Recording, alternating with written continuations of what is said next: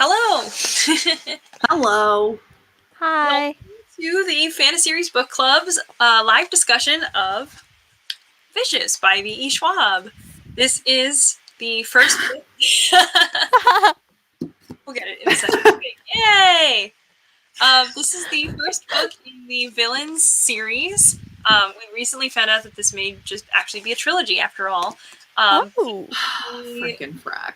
We did not know this when we first picked it, but the Fantaseries Book Club reads the entire series of a somewhat polarizing fantasy series. So this is our first book, and we are discussing it today. We are actually currently reading Vengeful, which is the sequel to this, in November, and we'll be discussing that later on, sometime early in December. But today we're discussing this book. Does anybody want to... I'm sure you guys want to introduce yourselves a little bit, maybe talk about your rating, what you think of the book. Sure. Okay. Hi, my name is Nicolee from Bon Bon Reads, and I gave this book a 4.5 star. I really enjoyed it. I liked the writing. I was pretty hooked from the beginning, and I felt like the author left enough up to the imagination for you to kind of create like a visual image for yourself. I liked the morally gray characters. I liked the location, the settings, and I liked the time jumps, although it got a little bit confusing at times. Hey guys, what's up? My name's Christine from the Roomies Digest. I ended up rating this a 4.5 as well. I had such a good time with this. It definitely was slow in the beginning, and that's why I can't give it a full 5 because you know that 5-star feeling. But yeah, it was really, really good. And once I kind of got over that it was V. Schwab and she wrote Addie LaRue, I was like, oh, this is actually a really good book. So I really enjoyed it. And actually, I started tabbing like halfway through because I was trying not to. But then I was like, there's just so much good stuff in here. So I'm ready to discuss. Yay! And we're also going to have one more person come on and discuss with us. The other half of the Roomies Digest, Mo, is going to be here because she also read Vicious, I think like a couple months ago. Mhm. I know that she also really enjoyed it, I think. So we're going to talk about that with her when she comes. I'm still reading the book, but I would say based on, the way that I'm pretty sure I have pretty similar reading taste to the two of you, because Nicolee actually like basically started the book today, and I hadn't made that much progress before this weekend. She was like, I'm on this page, and I was like, oh my god, me too. And then like 3 hours ago, she was like, I only have 80 pages left, and I was like, okay, not me though, like I don't.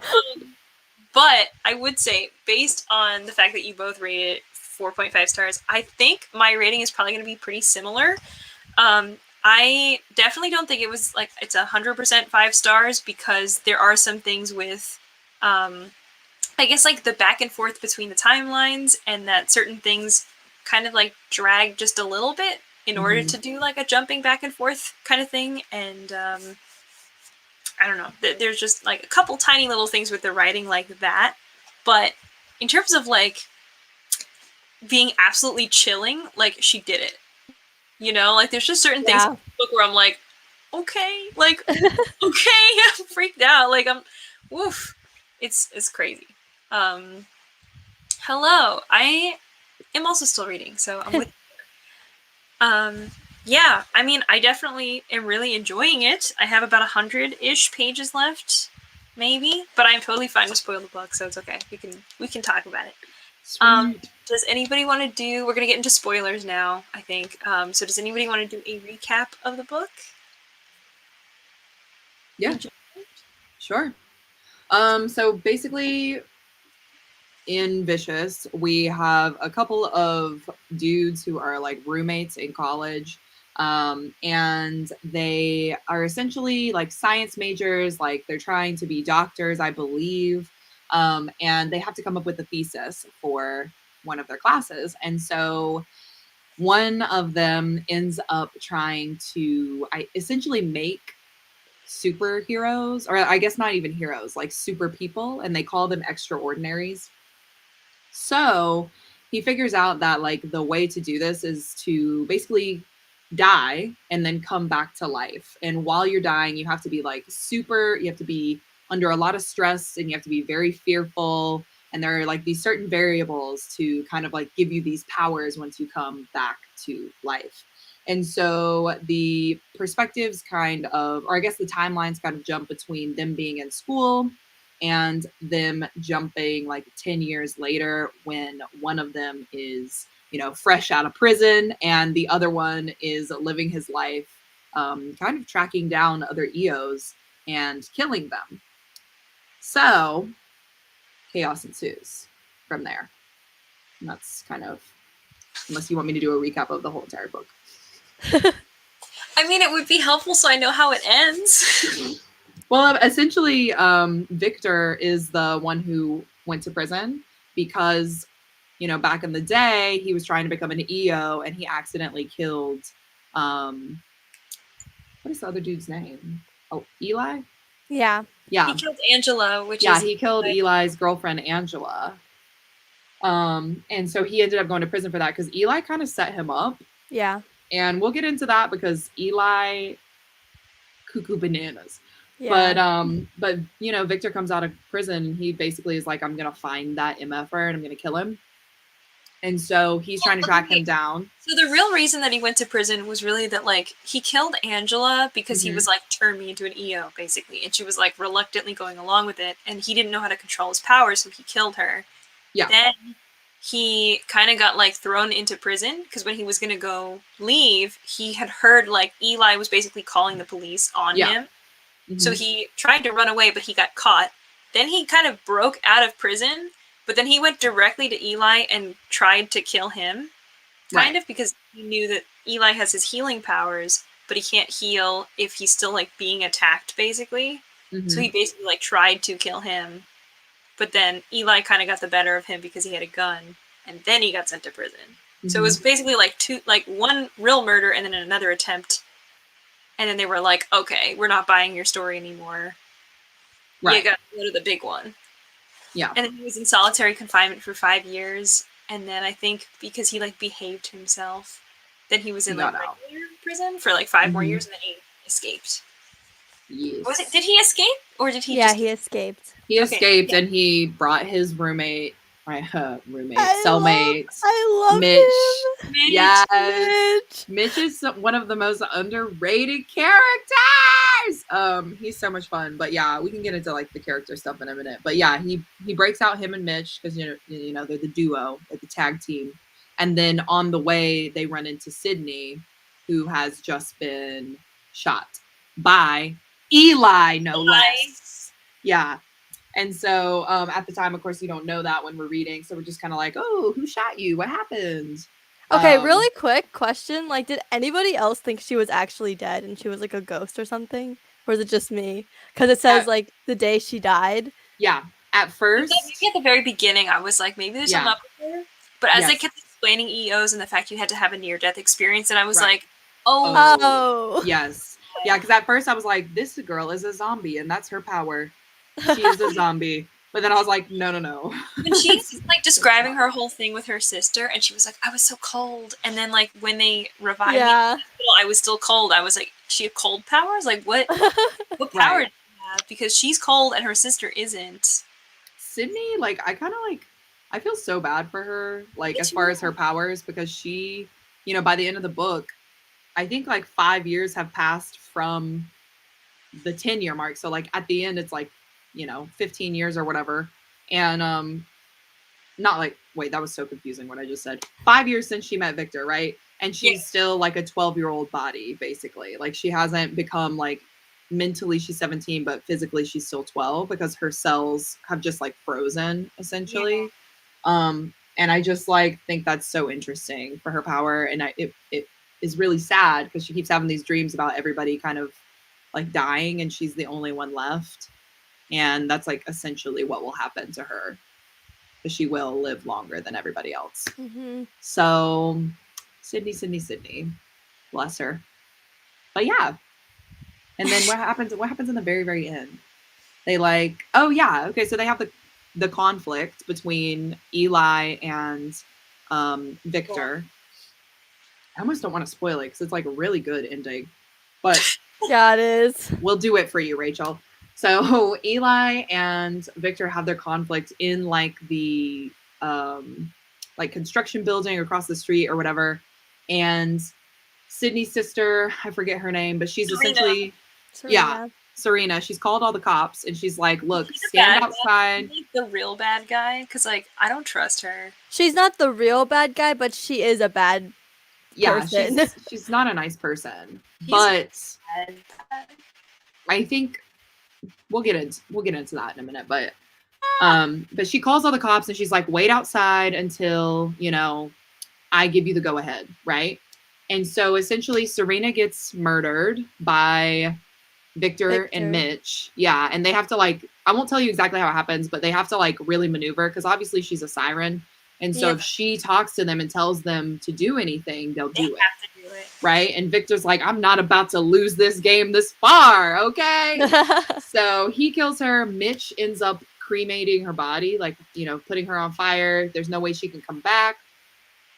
Then Victor and Eli have their whole like confrontation, but Victor doesn't even put up a fight. Like he literally lets Eli take a wire thing and like rip him up and just like stab him and do all this stuff. And because Serena is dead, the cops aren't listening to her anymore. So they go in to the construction site and see Eli killing Victor, and Victor dies. Like he's dead. And he just keeps going. He dies. And the Eli's like, I'm the hero. Yes, I killed him. Da, da, da. And the police aren't under Serena's spell anymore. So they're like, oh, you are a crazy murderer. We've got to arrest you immediately. What the hell? Meanwhile, like the body of like Serena is like lying around. Yeah, yes. And they're like, oh, he must have killed her too. Ha! And so then it like flashes forward to like, I think it's like 3 days or something. And Sydney is basically doing that same like thud, thud, thud noise from the beginning of the book. And she's digging up Victor's body. And it essentially ends with bringing him back. Yeah, Victor it's opening so his eyes. Cute. It's found family trope. It is. It's so interesting to kind of like see Sydney's arc from then and like her arc now, like in Vengeful. But anyway, we'll get there. But yeah. And what's their friend's name? Dominic or yeah, that guy. Also, he was there. He assisted with the murder and like all that stuff because his power, you know, he can travel through space and time, you know, like that. What? Yeah. You might not have gotten to him yet. I think they mentioned him at some point where they were like, the next target is Dominic. Okay, you're getting. Oh yeah. Okay. Yeah, so he's like an ex-soldier, and the way that he died was he like landed on an explosive. Oh. And so I think like half of his body is like effed up and he's like in a lot of pain all the time. And so the way that Victor kind of like gets him to come onto the team is he takes away his pain and he's like, look, I will take this away forever if you do whatever I say. Victor, my man. I love him. I love him so much. But anyway, yeah. So I think that's pretty much the recap for Vicious. Well, good job. Thank you for I really enjoyed this book. I was like, wow, the freaking intricacies at the end, like literally having to kill Serena first so that you could have the police come in. The thing is, like, even if you got rid of Eli, like, she would be the big bad at that point because it's like, how do you? Oh, so very important thing that you haven't gotten to yet, because I get what you're saying. You're like, is Serena really bad? She does have a moment where she almost kills her sister, right? So she's got the gun at her sister. Yeah, and she's about to kill her again. Yes. And then she stops and she's like, but this is still my sister. So oh my God. She says to her, she says, go somewhere safe. And freaking Sydney runs to Victor. I was like, oh my God. Yeah. The found feet. Yeah, it was so cute. And she was like, because she was like, where's somewhere safe? Like, I don't have anywhere safe. And then like she like pops up and she's like, Victor. And she like runs to him. And then Victor's like, what are you doing here? I told you to stay in the freaking hotel room. And she's like, she told me to go somewhere safe. Anyway. Oh my god. That and then the dog too. I was like, any kind of dog Yeah. companion, bring it on. And I'm she's ready. like, bring him back. Bring him to me. Dominic. Yeah, because Yeah. Dominic, he like essentially the dog died, right? That And was Dominic, so cruel. Like, Yeah. there was no point to killing the dog. Eli's crazy. He's a crazy MFer. He just kills stuff. I really hate him, but we'll get into that. Yeah. But anyway, so Dominic had to go back and get the dog because Sydney was like, I'm about to F you up if you don't go get my mother F a dog. and Dominic's like, he's dead. Why do you want him? I don't understand. Don't worry about it. Don't worry. Yeah, she's like, now. Yeah, you better find out in a minute. Anyway, it was really funny. Imagine an unhinged 12-year-old like, she's like, no, bring my dog back. And Dominic's like, he doesn't have any idea that she can bring things back. So he's just like, all right, like, go get the dead dog. Be right back. Like, anyway, it was fun time. Brooke gave it a 3 and Lulu gave it a 4. Interesting. Nice. I really wonder, like, I mean, I don't read very many books physically, but I always do enjoy them more physically. So I wonder how different I might think of this book in a different way. But I think there are just like some little phrases or some little lines here and there that just hit a little different because you can see like they're italicized or there's like paragraph breaks and stuff, which kind of have you like, ooh, shit, like, whoa. And I mean, like, you definitely don't miss anything the way that you like potentially could through audiobook. I mean, certain things like even like, the initial like bringing back of the dog. So like at the very beginning where she's like, I found a dog in an alleyway and it's dying, kill it. And he's like, why would I do that? And she's like, do it, kill the dog. And it's like, okay. And he pulls out a gun, like as a silencer, and does that. And then she pets it, and it just pops back up, and it's like ribs heal, and like I don't know, just like the way that it is described in that way, I'm like, whew, like I am there, like I felt that, like. I really like that scene too. I felt the kind of like eye rolling that Victor was doing when he was like putting the silencer on. Like I remember that part vividly because I was like, he really is just like, all right, I'm gonna put this silencer on, but this dog's about to die. I'm about to kill a dog. That's what I'm about to do because this stupid 12-year-old is telling me to do it. But he's like doing it anyway because he's like, all right, fine, let's do it. It was a good time. But I have to say, like, the writing in this book was just very good. Like, it was just really good. Like, oh my god, Mo is like, I'm here. Come to the show. Come let us hear your thoughts. We're excited to hear what you have to say. She just got back from the grocery store. Yeah. So perhaps she'll come in a minute. Do we want it? There are just certain things with like I guess maybe this goes more into like characterization and stuff, but I would say like there are certain things that were done with the writing that I really enjoyed a lot more than I did with Addie LaRue in general, and some of that is very heavily with characterization of Eli and Victor because they are both clearly like bad people, and they have something like deep and dark within them, and it's just you know, I mean, the very first thing in the book before you like right past the dedication is something about like, you know, it's not about good versus bad, it's about bad versus even worse. And that really sets the tone for the book because you do see that like Victor is not like some righteous good guy, and neither is Eli, even though he kind of thinks that he is in a way. But people are not. They have their own personal ideologies or their own personal demons that they're kind of battling with, and I think that you really do see that because there are some things in here like with the way that Eli is like, you know, oh, this power was given to me by God, and if it wasn't, he would take it away, right? And so he like really like tries to hurt himself over and over and over again, and he keeps getting healed, and he's like, this is God's will. And that's why so much of what he does is with a sense of righteousness, because he has to justify to himself that this is the power he has. And I think that like the way that the writing follows Victor and Eli isn't necessarily like super different between them, but it does a really good job of capturing like what they're thinking and like what maybe just what thoughts are running through their head when they're reliving certain moments or when they're really trying to justify what it is that they're doing. And that's what makes it so chilling, because you're like really in their heads and you're like, oh, Yeah. this is so dark. Like it's oh my gosh. Like there were some moments where I had to like close the book for a while, like, whew, like, oh man. No, Yeah. I completely agree with like everything that you're saying. Like I was feeling the same, like really getting into their headspace. And this kind of ties into something I actually like, wrote down on my notepad for the live show because I got really into it. But I felt like the writing just kind of made the storyline seem really believable because I believe that in a world where there were people that have powers, they're not going to be like the Superman movies where people are like worshiping them and like, the news media loves them. Like, it's going to be the kind of society where they have a god kind of complex about them where they manipulate that. And I also just found it really interesting about how like Eli uses religion as a scapegoat kind of to explain like what he's doing.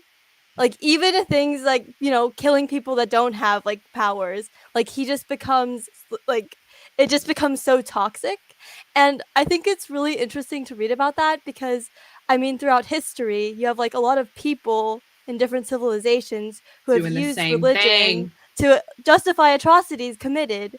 And it was just really interesting to read from that kind of perspective. Yes, that's literally like when I started tabbing. Like all the red tabs are stupid Eli and like stuff that he's They're done. all red flags. Yeah, like they're all red flags. That's exactly what I was thinking. I was like, I never used this tab, so we're gonna do red today.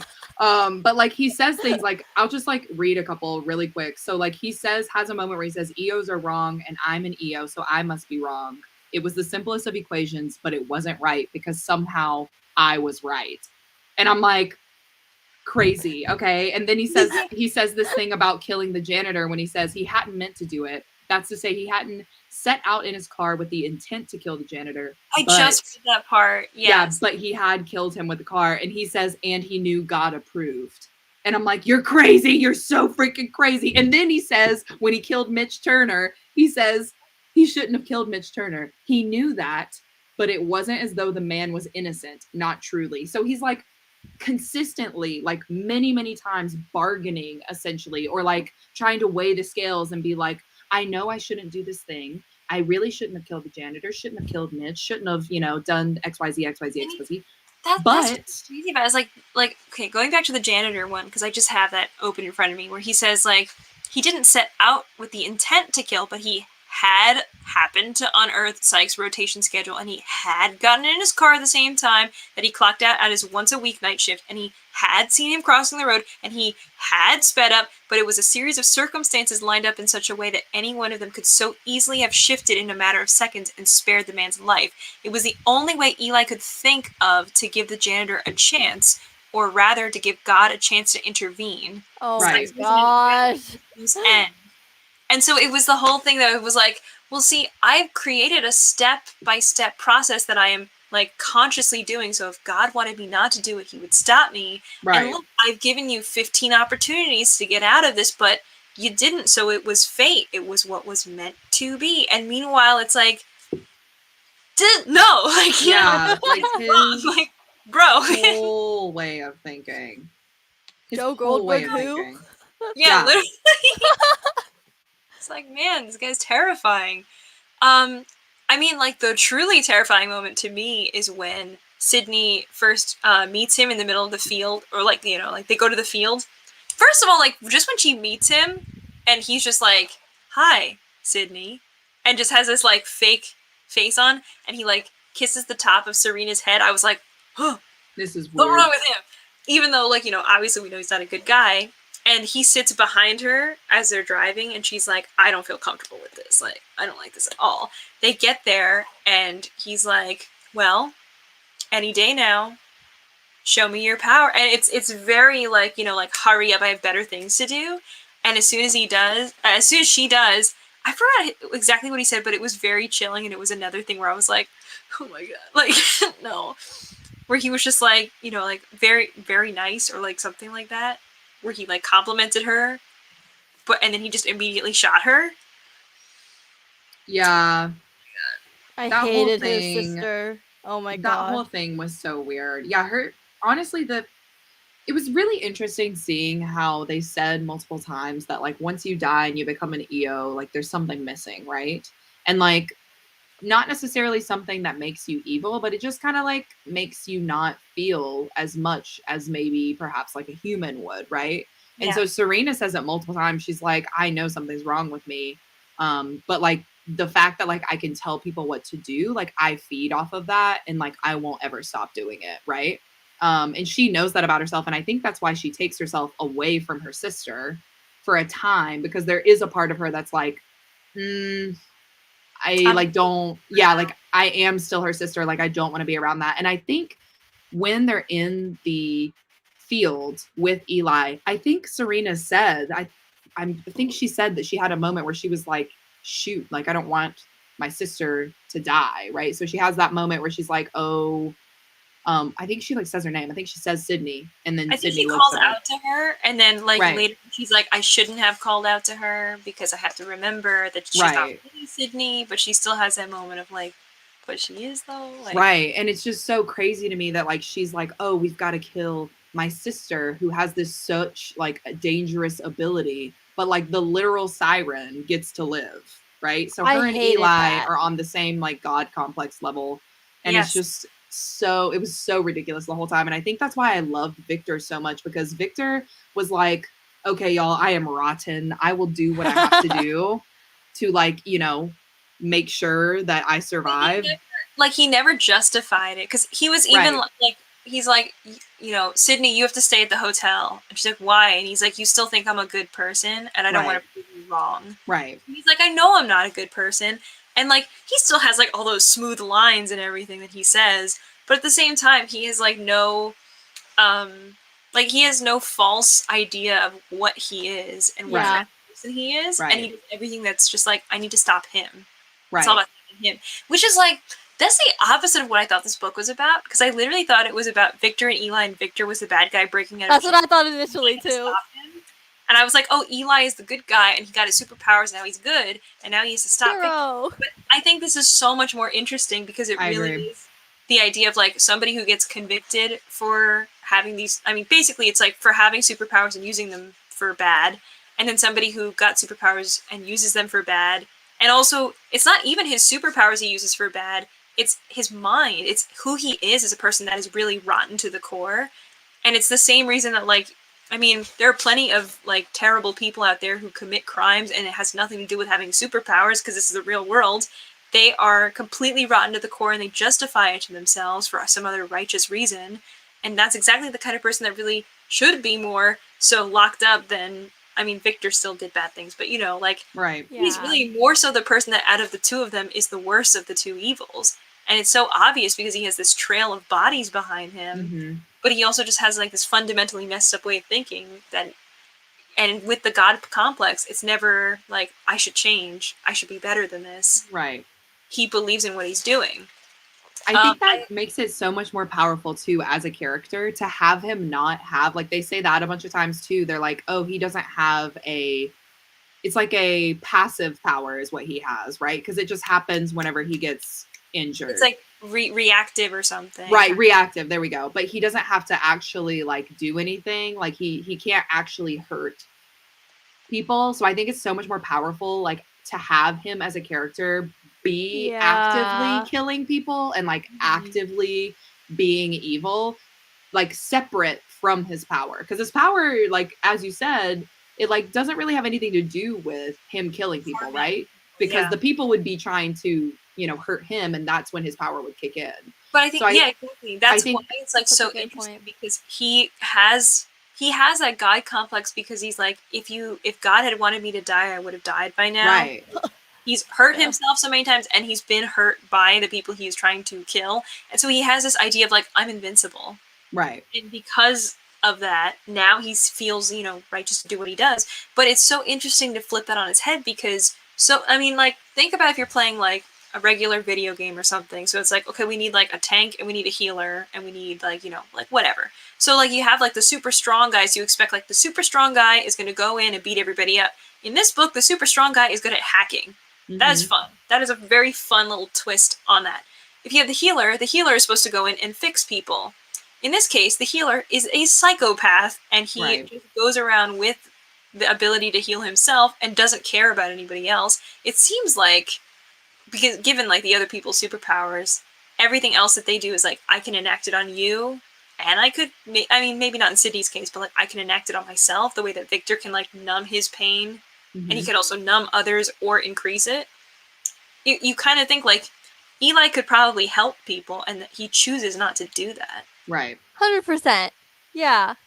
So it's very interesting to have all of those, specific writing choices and to follow that path, and I think it really does execute extremely well. Mm-hmm. Yeah. I also really like how, like this book kind of revolves around like appearances being like deceiving, like you guys mentioned.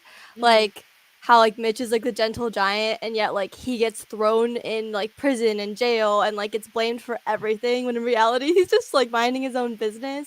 And meanwhile, like, Victor is kind of like awkward, like he's intelligent, but Eli's always been known as like the smooth, handsome, and I feel like that definitely helped him out throughout the book. Yes. Yeah. Oh yeah, for sure. Also really like, this is like kind of a side note, but I really like that Victor is an ace character. I don't know if anybody else picked up on that, but he has a moment where he's like talking about Angie and how like the attraction with her is isn't anything sexual, but like he just like likes being around her, that kind of a thing. And I was like, oh, VE, you did something there. You did it. Yeah, I love that. It like makes me love Victor even more, because he just like, he truly lives by his actions.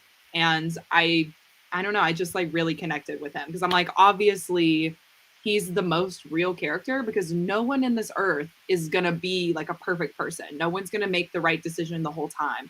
But, is he looking out for the people that he cares about? Yes. Like, did he save a stupid dog and like, have it come live with them because a 12-year-old wanted it? Yes, he did. Okay. Like, does he have a big best friend who's like a hacker genius? Yes, he does, So I don't know. I just love seeing him at the top of that found family trope. It was so cute. And I also think that's so interesting because from the beginning, they always described Victor and Eli as both having like a monster in them, and Eli was just better at hiding it, which implies that like, Victor was, scary-ish to a degree, where like he was intimidating. Like people didn't really, take to him as easily as they did to Eli, because Eli was good at putting on different faces and just like appearing the way that others wanted him to be. And in the moment, like when he kills the guy in the field after Sydney revives him, and then like the monster comes out because he's not hiding it anymore, then Sydney's like, I was less afraid of him now because I could see what I knew was like peeking through. Right. And so you would kind of think like, the person who appears to be a monster all the time should be maybe like eviler or whatever, based on just like, instant like monkey brain reactions, I guess, of like, evil guy looks evil, is probably evil. But really it's more about like the insidious evil people. It's more about the people who lie and cheat and justify what they do to get what they want. With a smile on their face. Right. Because he has that smile on his face, he's probably like lives so much by a mask that he doesn't really have the same human emotions that other people do. Even before he was brought back as an EO, he was still very cold and callous about things that other people really cared about, and he would just fake it all the time. That's what he said. There's like a line in here somewhere that he says something similar to that. But I also love that Victor knows that about him, like from the time that they're in school. Victor's like, there's always been something about this guy that has not been right, and I have been trying to crack it, because Victor loves a puzzle. He's a puzzler. And I just love that he actually gets to a point where Eli does trust him enough to kind of like let that mask come down and kind of show his true, like, intelligence, show his true, like, manipulative abilities, that kind of a thing. And so, years later, when Victor's dealing with him again, Victor's like, okay, I know how he is. So, like, we have to be at the top of our game because he's crazy, okay? He's cuckoo. Exactly. Yeah, I mean, like, even from the very first introduction of the two characters, they're like, we're not so different, you and I. We're Mhm. very similar in this way. But you can kind of already tell, and maybe it is just like the foreshadowing of the fact that we're going to be following Victor, not Eli, but you can kind of already tell, like, there's something off about Eli. Because even for Victor, he's like, I just want to see, like, when he doesn't wear a mask, I want to see what he's actually like.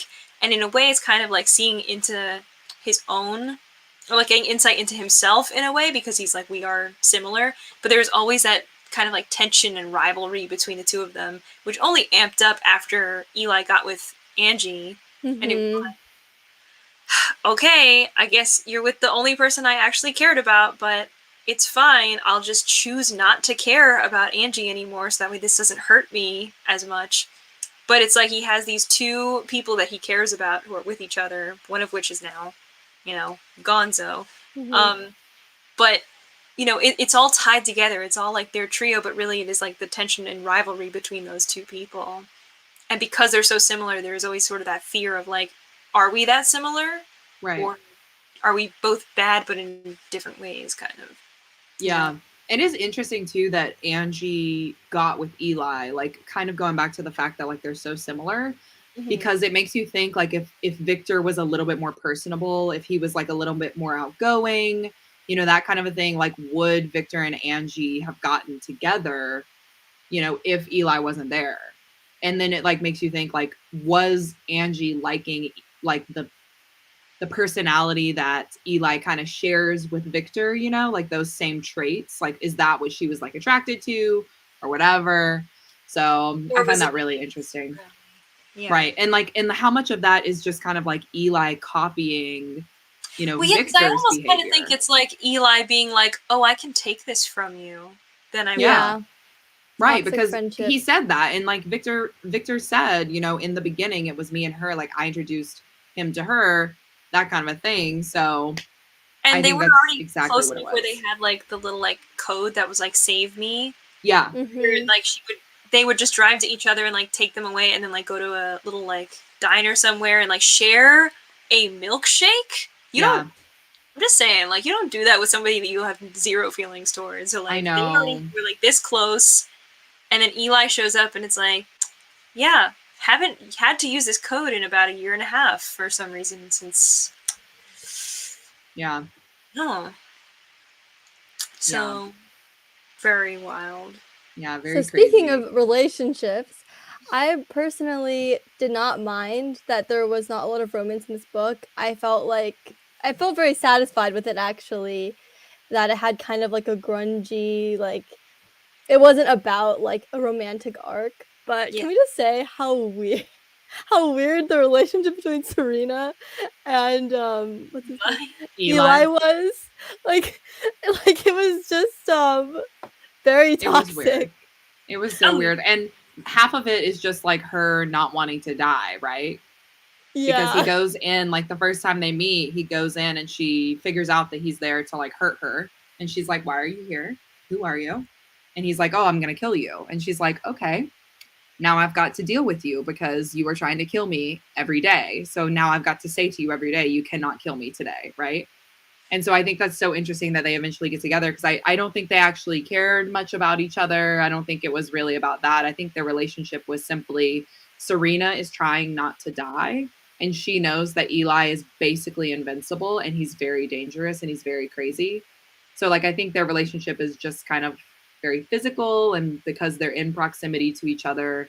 And from Serena's perspective, I think it's survival, right? I So, think part of her got like a thrill out of it though, like for sure, because yeah. she was like fantasizing about him like disobeying her orders because Hmm. everyone literally bows to her. So she was just getting really bored. Like, can we just talk about like trigger warning, the fact that she literally is bored of a guy and she tells him to jump off a bridge Oh yeah. my and God. then I doesn't feel know. anything about it. Like she's like all her friends are comforting her and she's just like, I'm a monster. I think Oops. that's really one of the moments she realizes, like, I think she says, "I didn't mean it seriously. I was just kind of like, oh, go jump off a bridge." And then he did. And she was like, "Oh, I don't feel much about this." And so I think that's one of the reasons why she leaves her sister, Sydney, without kind of saying anything or, you know, whatever, because obviously she doesn't have that a lot of empathy anymore. but Mm-hmm.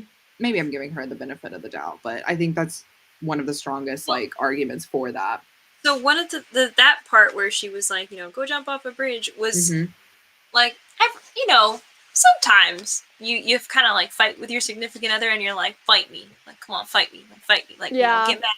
We can like, duke it out and then we can get over it and then it'll be okay. But she couldn't like tell the boyfriend to be like, fight me. Like she Right. couldn't say like, like get mad at me and like, whatever. But she said like she was annoyed at seeing the stupid glazed look in his eyes, and she knew that when he refused to fight her, he refused to deny her. Like he just was so like placate to anything that she wanted that she got frustrated, and then she just was like, "Go jump off a bridge," like, rah, which I'm sure wasn't Yeah. really, like, go die, but it was like like whatever. And then he just did it, and then it was a feeling of like, oh, I have that kind of power. Mm-hmm. Oh, like, oh man. And I think that like that numbness to consequence because you have so much power over it was already like overtaking her life at this point. So the fact that she met someone who was like something of an equal, and for Eli, I'm sure he kind of found something like that in her, where it was like, we ourselves are not so different, you and I, but in the way that like our powers are both very significant, they're very great. You're a formidable opponent in that way. I haven't gotten to the part where they like officially are like, you know what, let's hook up, let's do it. I Oh. but I knew they were together, and I already got to the part where she was at a party and he followed her there, and then she was like, kiss me, also you Halloween. kill me, like what? And she shoots him like 2 days later when he keeps like showing up at class and stuff, and Mm-hmm. watches him heal. So it definitely is like, like toxic for sure, but it's one of those like weird things that I'm sure like people who are like messed up and have that kind of like mindset are attracted to other people who kind of like jive with them. So Yeah. Yeah, I think he describes it when he first meets her. He says that being around her is like being around Angie a little bit, and it kind of like gives him that same ish feeling. But I think it kind of wears off like as they, you know, go down the path together because he's like, yeah, you're not all you're cracked up to be. you also do see like with the time skips and stuff. So like I just want to highlight before, because Lulu said something about this. In like the part that's like last fall when they first met each other, you can see like there's sort of like some fascination between the two of them, but more so in the present when he like goes back to her apartment and he sees that she's not there and he's just like he's very annoyed and stuff. You can see like there's not really like a lot of love there. It's more so like like we're kind of in a partnership for what it's worth. We're just sort of trying to get through this, and she is like very flirty and stuff with him, which partially might be like one of those things where it's like I just want to feel something, so I'm just gonna act a certain way. But you can tell like he is not like, ooh, oh boy, please do it more. He's like, whatever, I just want to kill like Victor. Like I don't. Yeah. He just I wants mean, to he get even through it. mentions that, I wish he like murmurs all the time that like he would rather be at a bar than hang out with her, and that he wishes he killed her. He even told her that. Yeah. Yeah. He says that. Which Yeah, I think there's a moment where he's like, I keep thinking like, oh, I should have killed her when I had the chance or something. Oh yeah, and I was gonna highlight this comment down here that's from Lulu. It says, "Do you think Serena really had to keep saying 'Don't kill me' every day?" I don't think she had to say it every day, but I think when Eli kind of was fed up with her, when like his psychosis was like about to, go off or whatever, I think that's when she says, "You can't kill me today," because she does say it like later on after they've been together for a while, and she does say it a couple of times. So I found that to be interesting too, because it's almost like they're in a partnership and she knows she kind of doesn't have to say it, right? Because he's not necessarily going to kill her, but she doesn't quite know if he's going to kill her. So she says it anyway, just to be safe. It's like her safety net, Yeah. So. That's wild. Yeah. Also, Steph read it 4 years read it years ago and gave it 4 stars. I'm like not caught up on comments, so let me just. He does justify everything. And Sarah says, Schwab does a really good job of having Eli blame religion while making it clear Eli's just batshit and it's actually nothing to do with religion. It's just Eli perverting all of these ideas. Mm-hmm. Yes. Definitely. Yeah, he loves to do that. Happen. He loves to make things about him, really. Yeah. I really liked, we kind of touched on Mitch a little bit, but I really liked him as a character just because he's not an EO. And he kind of, he serves a lot of purposes in the book. One, like he's the moneymaker, right? So like they don't have to worry about any kind of money because Mitch is a hacker and he can like get them all the money that they need. But he's also, a big guy and is a little intimidating looking, that kind of a thing, and is Victor's friend. And I really kind of like how I don't know if he's on the same level as Victor as far as like, obviously he's got no powers or anything like that, but he is kind of like Victor's almost like conscience sometimes. Like he's kind of like, hey, Victor, you're going too far, or hey, you shouldn't have said that, or hey, you need to go apologize to Sydney, or blah, blah, blah, blah, blah. He's almost like, the one when Victor comes home, he's like, what have you done today? And what do we need to talk about? And I really liked that relationship because Mitch, he's got this whole thing where he's like, oh, I've got a curse, right? Like my whole life has been cursed. Like everyone around me dies. And he finally finds Victor, who doesn't die. In fact, can take care of himself and can hurt other people. So he doesn't have to like protect him. And I just love that kind of like relationship, and also the parental relationship that he serves for Sydney. I just like ate that up. I was like, yes, be Sydney's like dad, like whatever, and take care of them because that's what I need. Of that, does that ever get talked about where like Sydney and Serena's parents are just like, we travel a lot for work, so we don't care about you? Do they not notice that Sydney like does not get addressed? That does not get addressed, and I think that was one of the things. Aside from some of the writing being a little slow, but that was one of the things where I was like, okay, this is the one thing I know for sure did not get wrapped up. Because like the parents just like travel for work. I'm like, are they coming back eventually? Or it was very weird. It was kind of very like, yeah, it's just kind of like, It was one of those like orphan excuses that you like write onto your character where you're like, I'm not really an orphan, but they're like basically an orphan because their parents don't care about them. And you're like, okay. Because there's a point where Sydney is telling Victor about what happened with the whole meeting Eli and meeting Serena in Amsterdam, I think. And it was like, my parents didn't care because I was supposed to be there for a whole week, which is like, a while ago, because it's been like a few days since then. And then she's like, well, when I was in the hospital, they just left me there because they had to work. And then they used to have like a sitter for me, but the sitter broke a vase. So they replaced the vase and they fired the sitter, and then they just decided not to get anybody else to watch me because it would be a good life experience for me to take care of myself. And I was like, I'm not really buying this. Like, I feel like there's something up with your parents if that's actually true. Yeah, that's definitely one of the things that I think was stretched a little bit. It's kind of like the Mitch and the money thing, right? Like Mitch is a hacker, so he can get them all the money they need. It's kind of like one of those things that you stretch, to fit and make it a little convenient. But the parents, for sure, that never really got addressed, honestly. And I feel like they kind of were like, oh, Serena is the cherub child, like I feel like they would really notice if Serena was gone. Yeah. So yeah, there's that. That's pretty interesting. And then also Victor's parents, which like they're somewhat talked about in the way that they like just ignore him, and it's basically like ever since he got convicted, they just kind of like stopped caring about him because it's bad for book sales. I was like, I mean, I guess if your parents are like that cold-hearted, I can't be like it never happened, but it just also seemed like, really? Like, like there are parents that are pretty toxic though. I guess. I feel like the reason for those two things is to kind of give a connection for Sydney and Victor, other than like all of their other things, but just I think it was partly because she wanted to be like, oh, they've got this thing in common. Their parents don't care about them, so they can connect that way, Yeah. I think it was kind of just like a after facts, like, afterthought kind of a thing. Yeah. So, but yeah. It's basically a way of like orphaning a character without truly orphaning them by just being completely isolated from their family so that they are open to a found family. Right. everything. Mhm. Right.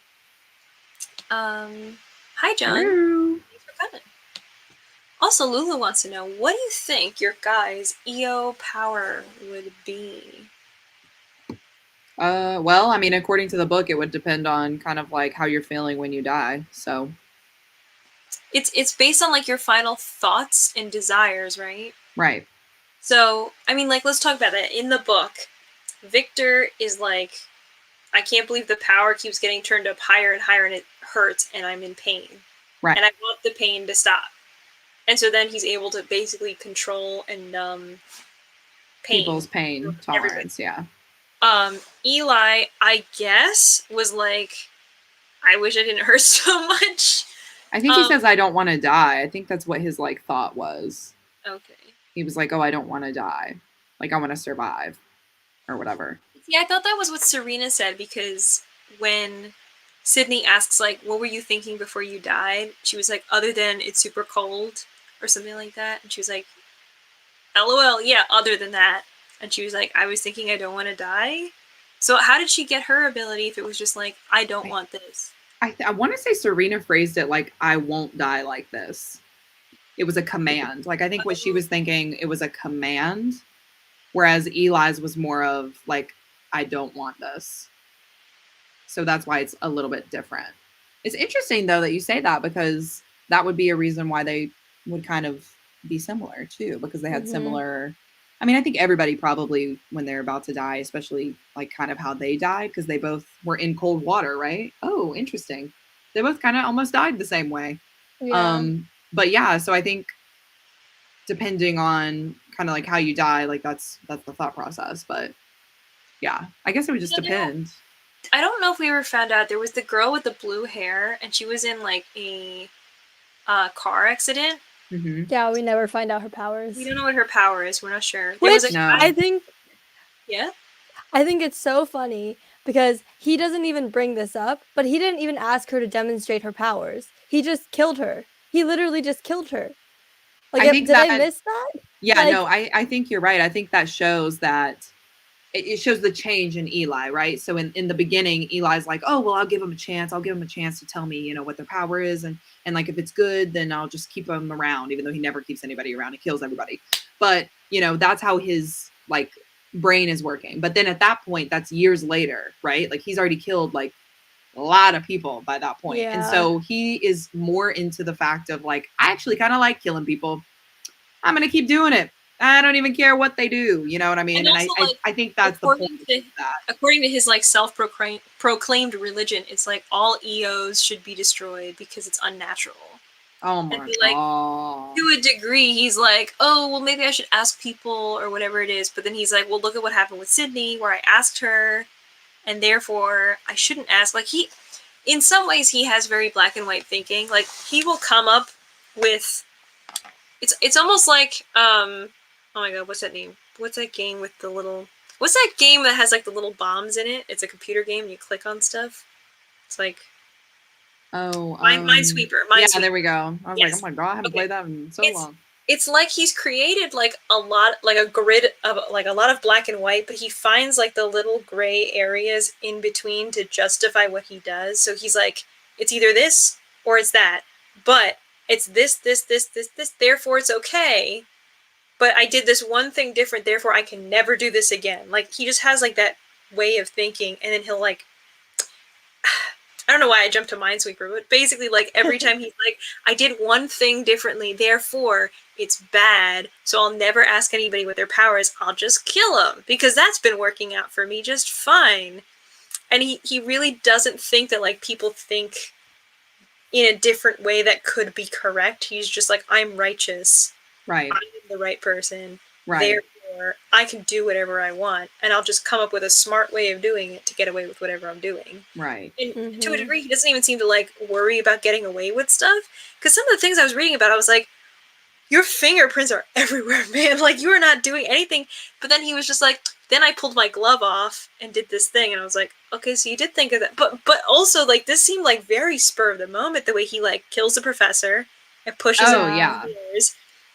He's still cautious, and the way he like won't step on the coffee that he spilled, but he goes over and like cracks his neck, and I'm like, you were not wearing gloves when you did that. Right. And then he leaves, and then he like gets to his car and is like, I was just coming here to talk to the professor. I'm like, you are like such a sneaky little, like, ooh. Yeah, well, really sneaky to a point. I think Stell knows that he did it, but I think Stell is like, oh, well, one, I could use him, but then after he meets Serena's already got Stell under the mind control, right? So it doesn't even matter anyway, because once Serena's there, Stell and the rest of the police force, they're all in his back pocket, so he can kill whoever he wants. And that's like that was the craziest thing to me. I was like, okay, yeah, because there's really no way he could have done it without like the police in his no, exactly. No. And that's what they say too. I don't know if you've gotten to this part, but like they have like a database in the police records of all the EOs, right? So and they're all updated by Stell, and I think Dale is the other guy. Right. And they're working together. So it's like, Stell puts this like code in the person's name, and then Eli knows that that's an EO, and so he'll go and kill them. So they have an understanding, but I think in the end, Stell gets out from under Serena's control, and he's kind of like, dang, we really let this go a little too far, which is interesting because in Vengeful, Stell is still a character, and so he's got his own thing going on in Vengeful. And it's interesting to kind of see how he learned in this book what he can't do or shouldn't do, right? And so now he's like in Vengeful doing his thing. Have you read it? I started it. Is it good so far? I'm enjoying it. I just got to all the Marcella chapters, so they start off with our guy, and then go into Marcella, and I think there's somebody else's POV, but essentially it like starts off as like a mafia romance, and I'm like, okay. Okay. Fascinating. Also, let's hear some of Mo's thoughts, since I know she's not home right now. I think the absence of the parents is supposed to really highlight the importance of the sisters' relationship and the downfall of it. That's interesting, yeah. Actually, it does like highlight how much more tragic it is, because there is such a lack of, any connection with anybody else. Yeah. And like Sydney like idolized Serena. Like she wanted to be Serena. Like everything that Serena did, she would feel good about herself if her photo looked like Serena. And I think that was such a heartbreaking betrayal.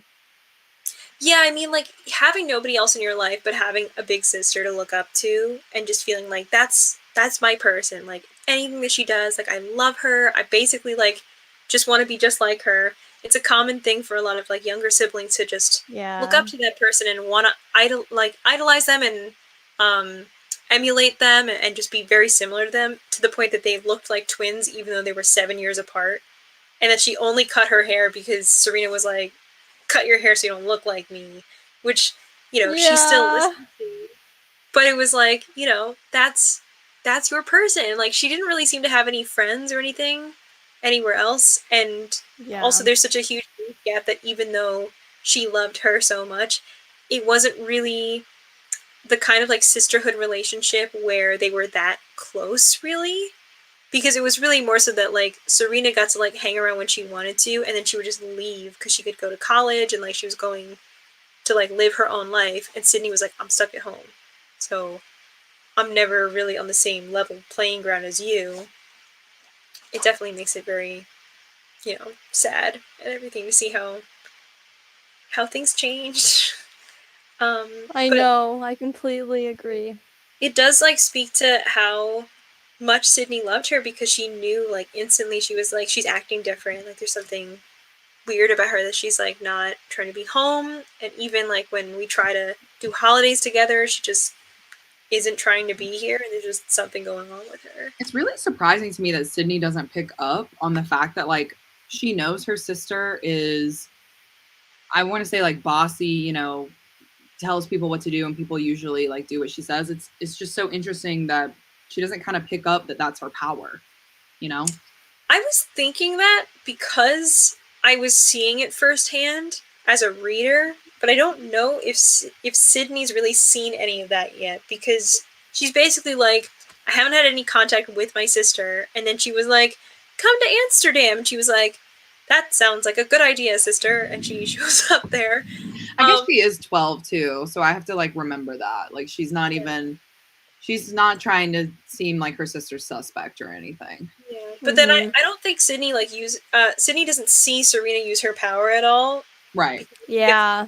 She just runs away. Right. So she doesn't really like know. Although I actually just looked back because I was just curious if like Serena used her powers when Eli shot her, and she does say like stop crying or something like that, like stop your tears, stop shaking. Whining. Yeah, like and stop then or whatever. That's like the first time she uses her powers to make Sydney come to wherever she is. She says to her, come visit me. Yeah, because Sydney says, oh, I can't, I've got school. Yeah. And she's like, no, you need to come for like, you know, spring break or whatever. Because I guess at this point she's worried about the parents. Yeah. You know. So anyway. It does happen, but I guess also probably like while somebody uses that power on you, you might not be aware you're being influenced at all. Oh yeah. For sure. So she probably is just like, I don't know what her power. I don't know. Also, especially because she idolizes her. Oh yeah. I was just gonna say the cool part with Serena's power that like Victor, because you know Victor's all about the science experiments, right? He's all about trying to figure out what the puzzle is, and so he essentially kills one of these guys. I forget who it is, but it's Barry. It's the guy who shot up the yes. Bank. Oh yeah. He kills Barry, right? Or Barry's dead. Sorry. Brings Barry back, and he's like, "Hey Barry, I need you to go, you know, do some stuff, but first I'm gonna kill you real quick." And so he like kills him, and he's trying to figure out if like Serena's power is still working, right? Or is that not Barry? That might actually be somebody Barry. Else. It's the other officer. Sorry. Officer, yeah. Never mind. He does that with the other officer. My bad. I was like, oh my God, how many people has Victor killed? But yeah, he does that with the other officer because the officers keep saying Eli is a hero, right? Yeah. And so he's like, I want to see if we kill this guy, will the power stop, right? Will Serena's influence stop? And so he kills him and brings him back. And he's like, hey, what do you think about Eli? And the guy's like, Eli is a hero. And he's like, great. So we've got to kill all of you guys because unless we kill Serena first, you're all going to be still under the juju, you know? So yeah. I like loved that part so much. I was like, Victor, you're so smart. You're literally so smart. You got to do the science experiment. I mean, I don't condone killing, but I understand. No, but that's also something like Victor's like, I don't want to like actually kill people, but if it's between them and me, I will be the one to survive. And I love that he says that to Sydney, right? She's a 12-year-old girl, doesn't really understand what's going on. And Victor's like, I don't want her to see me as a monster, but she needs to understand the severity of the situation, that we can't leave these witnesses behind, because if we leave the witnesses behind, it's a loose end and they'll find us. And if it's between the witnesses and Sydney, who I actually care about because I'm, you know, a fun guy, I'm going to kill them. I'm going to kill the witnesses. So I really like that part because it's kind of a part for Sydney too, because she's like, okay, well, I'm 12, but I'm gotta grow up, I guess. Gotta grow up and do some fun things. I think also like as a 12-year-old, you still have like a big sense of wonder about the world, and you still have a sense of like, okay, things will work themselves out, and like there's innate good in people, and like the idea that there is someone as evil as Eli only really exists in like cartoons where there's like the evil guy who's just evil for the sake of being evil. Yes. But like seeing how there are these like very complex characters and that they have these very twisted motivations, or there's just people who like are in the wrong place at the wrong time and they saw something. The people who then make the decision of like, listen, this isn't like the cartoons, like we gotta like look out for ourselves because the consequences aren't going to be a slap on the wrist. Like, you know, you got to actually pay attention to what's going on. Yeah. You know, it's good that we have somebody like Victor in that role. I think the story would end a lot faster if we didn't. Right. But yeah, definitely. I think that's why I love this book so much, because I'm like fascinated with villains and kind of like what makes them a villain.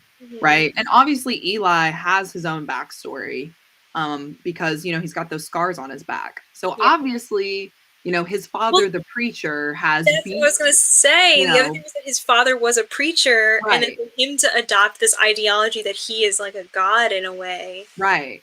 is like, and honestly, it's the cycle of abuse, right? The fact that he is Mhm. so cuckoo bananas is probably because his father was abusing him. His scars.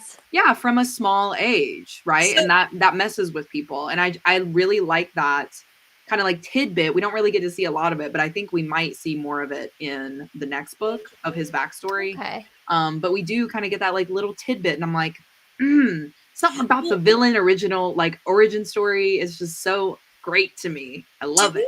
do we know at all what happened to his dad? Because when he like takes his shirt off to go into the ice bath and Victor looks at it and he's like, then he's like, yeah, like my dad did it. He was a preacher.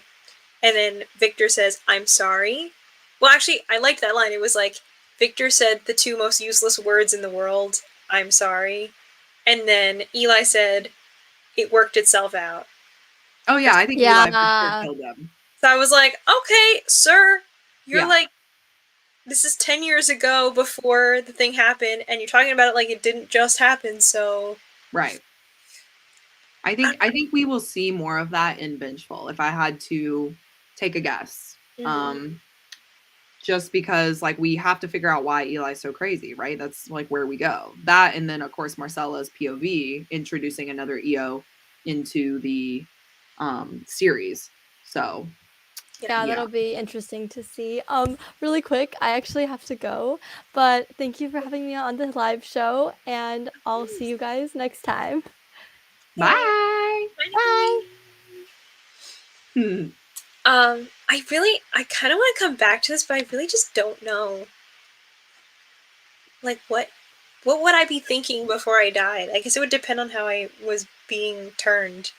Yeah, I was gonna say the key point in this is like how we would die, right? So if we're gonna kill ourselves, not to trigger anything on YouTube, but if we were gonna, do that, remove ourselves, yeah, like kind of like how Eli and Victor did, then we could have a better, gauge on what the power might be.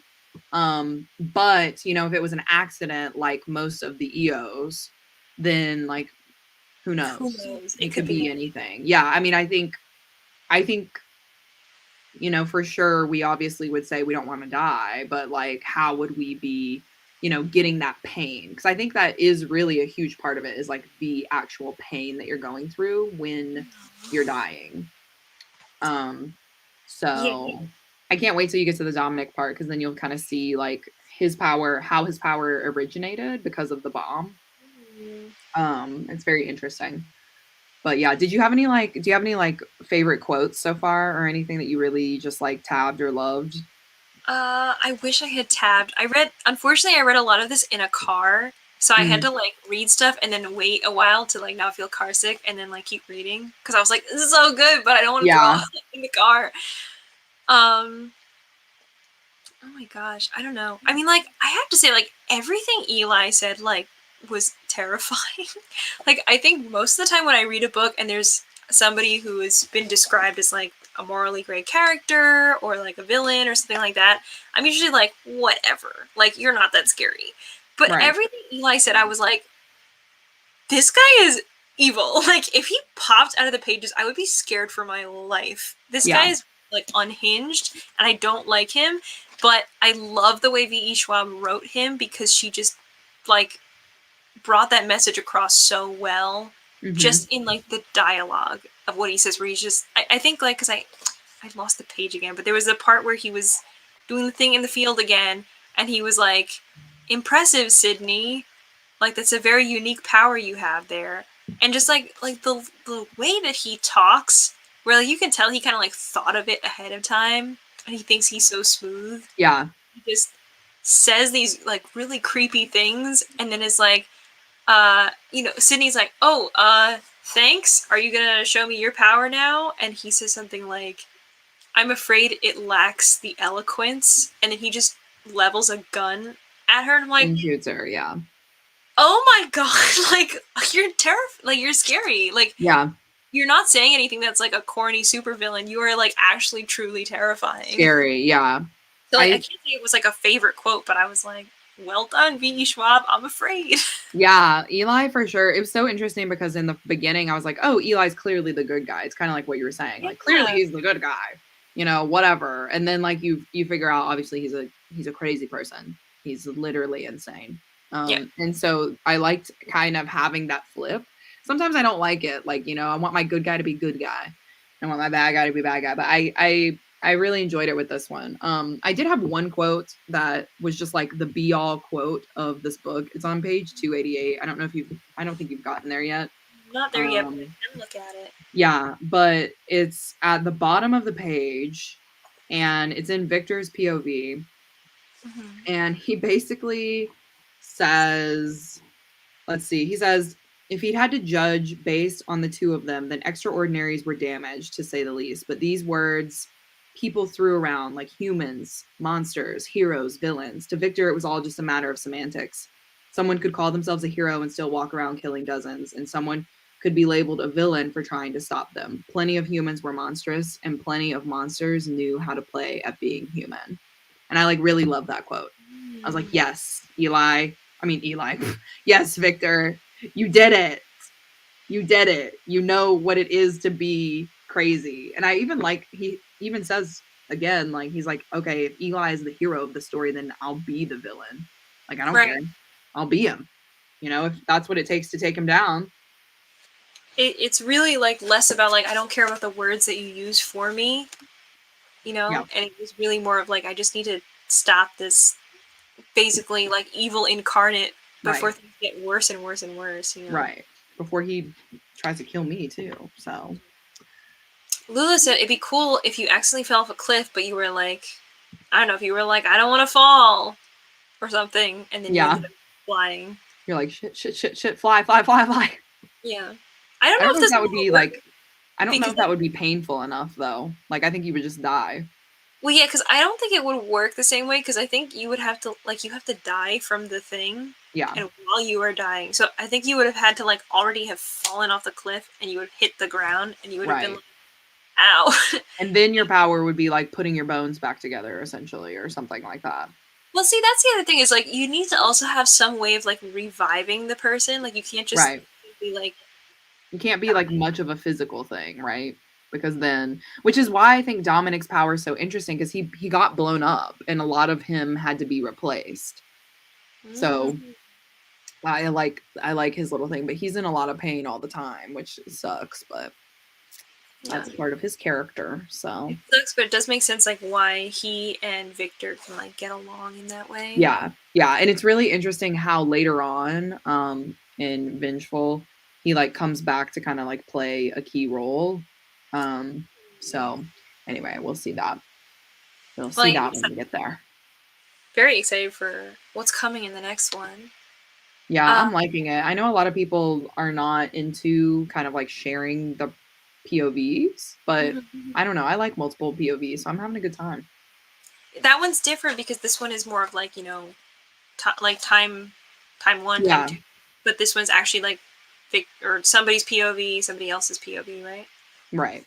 Yeah, it's so far as what I can tell is we've got this set up for who Marcella is, so you kind of know who she is, and then it jumps to Victor's POV, and it's got tiny jumps, it's a 5-year time jump, because that's just kind of what's happened between that book Vicious and this one, and it's kind of filling in the blanks with that, but it's staying in Victor's POV, and then it's going into Marcella's. It's not really a big kind of jump. So, but yeah, I can see if somebody wants more from Victor in that story, I can see why they would kind of want it to be more into that. But now that we know there's about to be another book, we should not judge this one so harshly, I think. I think. Also, I have a question for you. So, looking at Vicious, the physical copy, it has a lot of strange title cards. Yes. So they'll say 3 and then 4 and then it might be 19 or something like that. I think I'm not sure because I'm looking at the first ones and I'm okay, hold on, these are all sequential. But is there something extra to that, or is it just a cute cute little way to do like 1, 2, 3, 4, 5, 6, 7, 8, 9, 10, and then part 2 starts from 1 again. I think it's exactly that. I think these are the parts of the 2 parts, right? And she just kind of did that so that the time jumps are I think it's a little easier to understand when it's like that instead of, I don't know how to explain it, but like visually I was like, oh, okay, I'm not so focused on the number of the chapter. I'm more focused on what it says right underneath. What it says right under. Oh. Yeah. And that's kind of how I took it. But in the book, it's also interesting because you see those little masks everywhere. Yes. Right? And those are kind of like the, POV interruptions. I don't know what those are really called in real life, but that's pretty much like the only thing that you see. And I think in Vengeful, it changes to a knife, I think, or something. Oh. But in Vengeful, there are definitely more parts to that book. Because as we were setting up the cards in the Discord, we know that there's like 6 parts to it or something. Yeah. And I think that's because it's more Marcella's story than Victor and Eli. Okay, gotcha. So, but yeah. Okay. I just know when I was setting up the channels for the Discord, I was like, how come it's like 1 to like 15 and then it's going to 35 to like 17? Like, I don't know what's going on. Yes. It's different parts after all, so. Yeah. I didn't know if there was like some deeper meaning where it was like, this is the sequential order. If you had read it all in order, this is the sequence of events. But I don't think that's true. I think it starts back at 1 after the second. Yeah, in part 2, it's like it does. Yeah. Okay. Yeah, I was like, that would be a whole nother level of cuckoo banana. Like, if every flashback, if you had like read them in the order that they were labeled, and then it would be like basically reading it instead of time jumping, like basically reading it in order. That would have been some big brain stuff. That would have been really cool. Maybe the 10th anniversary edition VE Schwab do that. I know. We'll just write a letter and be like, hey, so we have some suggestions. Number 1. Didn't like Addie LaRue, but some thoughts on this one. Yeah. But I'm really glad. I'm really glad that I read this and gave it a chance, honestly, because, Addie wasn't the worst. It was just kind of like a 3. I was like, meh. But I feel like this kind of did exactly what we wanted from Addie, in the sense of there are these typical characters, and this book in Vicious, it's twisted to be something that you wouldn't expect, right? Like, and that's kind of what we wanted from Addie. We were like, oh, we wanted you to be something we didn't expect, not just like, who you are. Pretty girl with 7 freckles. Huh? A pretty girl with 7 freckles. Yeah, and just like, a lame-o, essentially. So I don't know. I just really connected with this one. I liked it so much more. I think I'm gonna buy my own copy and like transfer the tabs, the tabs. Because when I told Monique, we were doing our wrap up today, and when I told her that I did that, she goes, "You freaking tabbed my book." And I was like, I'm just going to go ahead and get my own copy. So, but yeah, had a good time. Yeah, I feel more impressed with V.E. Schwab's writing this way. And I think, maybe people who read this and are like, I like this, I want something more like this. This definitely gave me a lot of like Secret History vibes in a good way. I would say Secret History is definitely more like atmospheric in the setting and whatnot, but it's less focused on like a spree of murders, but there is like still that feeling of like I'm inside the head of somebody twisted, and this one is definitely like darker in some senses, but it gave me a lot of that vibe in a good way where I was like, okay, I want to see what happens next because I really don't know. This is not formulaic in any way. This is not, telling me that good will prevail or whatever. Like, you really don't know what's going to happen here. So yeah, definitely. And of course, I'll have to eventually give my final rating, but I do think it's going to be a 4.5. Pretty sure. Yeah, I feel real good about this one. I'm hoping Vengeful stays up the pace. Yeah. So definitely. We'll see. John also wants to know when the next live show is. So we're going to still do some reading sprints this month in November. And then I think we're probably going to do our Vengeful live show early December. Since the 3rd book was basically like just announced, we are not going to be reading the 3rd book yet. But we will be doing is going into the Discord and having some folks vote on what our next book is going to be. So anybody who still has some more suggestions, we do have a channel for series suggestions, so please drop them there. Yes. And we do have a long list of previous suggestions that a lot of the people... A nice little document that I have organized. Yes. So last time what we did was we kind of did like a random number generator to like choose which of the series. So we're not just saying like, I don't want to do this one and I do want to do that one. It's like basically completely random. So there could be like a 12-book series or it could be a 2-book series. We don't know. But any of those series that are on the list will be up to chance, I guess. And we will release a poll in the Discord sometime in November and vote on that. And that will be our first book of December, leading into the next year. I did also want to say about like choosing books. I had this idea because it was such a close race between Vicious and the Diviners. I was thinking of maybe just including the Diviners like automatically in the next one. And maybe if we have like a close race between 2 books, we kind of just like include the next one in the next kind of voting just to see, because obviously a lot of people wanted to read that too. So I was thinking about maybe doing that, but you know, we'll see the vibe. I feel like no one would be against that, but yeah, I think that would be okay, given like interest in it. Given that like literally so many people voted for it was like neck and neck. It was like 48 versus like 52 or something. I know. I was like, I cannot believe that Vicious came through like that. It was so crazy. Like everybody just came out of the woodwork and was like, Vicious. Yeah. Oh my god. But like I'm glad, because otherwise I never would have read this book. I'm not gonna lie. Like I had kind of written V.E. Schwab off after Addie, like not like because I hated her or anything, but it's just like, you know, when it's a 3-star, you don't stick around for any of the other books. So I thought it was so funny because at the back of this copy that I have, it says, "A woman no one can remember, a story you'll never forget. The Invisible Life of Addie LaRue is coming in fall of 2020." And I was like, ma'am, if this was the first thing I saw in the book, I would not be as interested in it. It literally has hashtag I remember Addie at the bottom.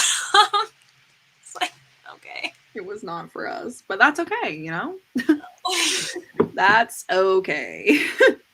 Okay. Anyway. So yeah, I'm really excited to see what happens in Vengeful, but we'll have to wait and find out everybody's thoughts. Of course, we do have our discussion channel also in the Discord, so if you're reading Vengeful, you know, use your spoiler bars, but you can give your thoughts there as well. And I think that's basically it from us. Do we have any last final thoughts at all? No. Nope. Gucci? I think I said everything I want to say. This was a really good discussion, so I liked this one. All right, awesome. Well, we will be back to talk about Vengeful and also do some reading sprints on my channel a little bit later on in the month, so keep your eyes peeled. I do have all of the hosts linked down below, including Nicolee, who is not here right now at this exact moment, and also Jess, who is a part of the book club, but unfortunately could not make it to the live today. So make sure that you go and check everybody out and give them a follow, and we will see you all next time.